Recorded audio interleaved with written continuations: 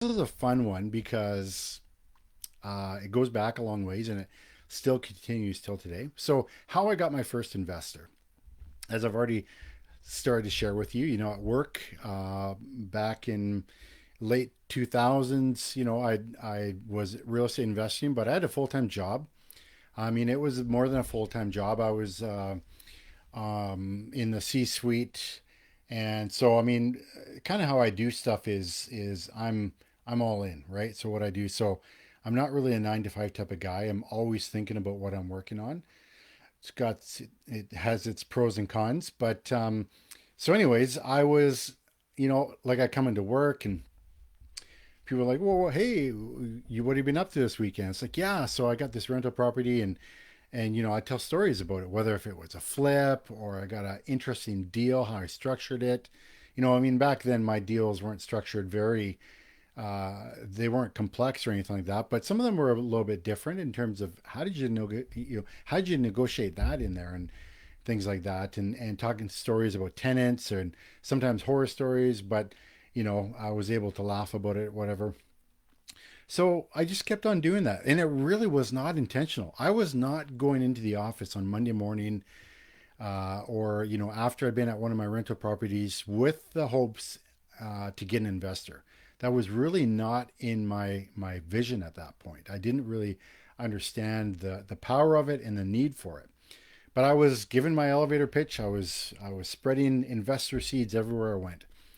And finally one day, um, this couple. So I worked with her, and she was like, "That sounds really interesting." My husband and I were talking, and we're really interested. Like, we have no idea how to invest in real estate, but wondering, could we partner with you? Like, we've got some savings that we would like to invest in real estate. Could we do that? And it's like, uh, in my mind, I'm going like, I have no idea, but sure, sounds good. And I was just up front, really straight. I don't know how to do it, but let's figure it out together. And so we did. And so we started working and you're doing a couple deals, and we bought a duplex together that they qualified for the mortgage. And then I started learning about lease options, rent own, and so I'm giving the real condensed version of here because I was out there looking for properties. I would send them photos and details and all that sort of stuff. So we like we'd go through stuff, and then I had this idea about doing rent own, and they're like, yeah, we could do another mortgage. And so, okay, great. So I went out and I structured the whole deal, and they loved it because they didn't have to set foot on the property. Um, they didn't have to deal with the tenants. I was paying them rent every month, even if the tenant was late or not, and it just went like that, and it went very well for me as the rent own provider and for my investors who secured the property. And I made tremendous cash flow off this property, and they had more than enough money to pay for all their expenses as well as some cash in their pocket each month, right? So they were super happy. So, I mean, that's really when so much changed for me because that's when I realized not only the power of investors, but of the rent to own strategy.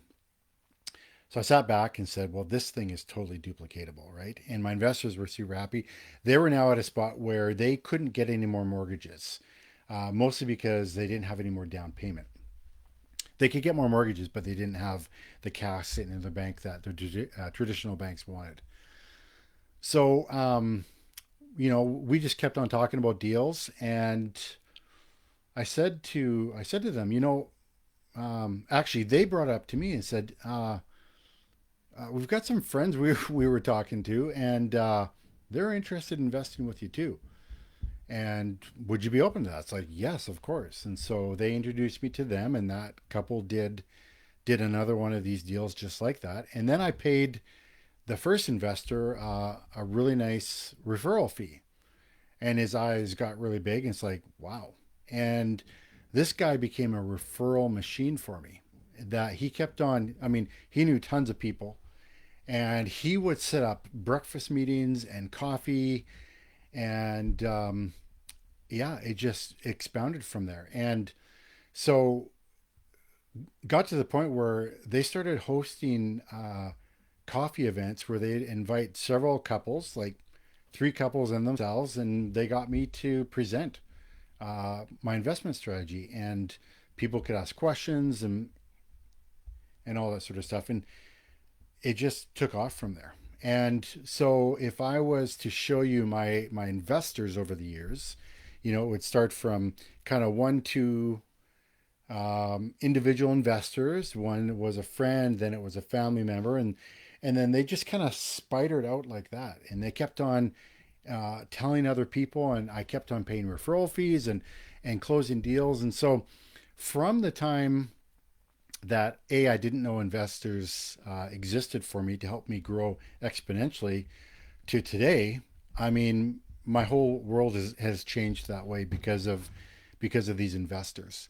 And yeah, so it's just a powerful story, the compounding story of compounding investors, right? We hear about compounding interest. If you grew up around the same time I did, you heard that hair commercial, and they told two friends, and they told two friends, and they told two friends, and that's exactly what happened to me. And so it was just people sharing good stories about what I was doing and their experience with it, and it just kept on blossoming from there. So the takeaway from that is probably two things. One, uh, you got to start with one. You got to focus with one thing, and you gotta give it attention. Water it, give it sunlight, nurture it, feed it, till it grows, till it blossoms, and then from there, you can start expanding